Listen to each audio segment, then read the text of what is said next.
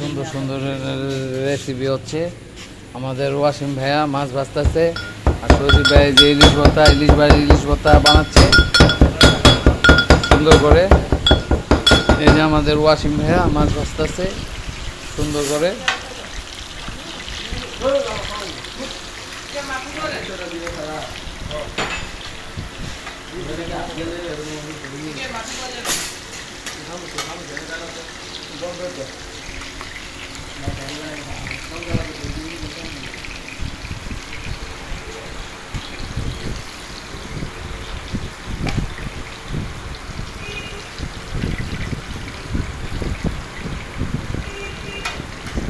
ভাইয়া পেঁয়াজ ভেস্তাও দিয়ে দিয়েন,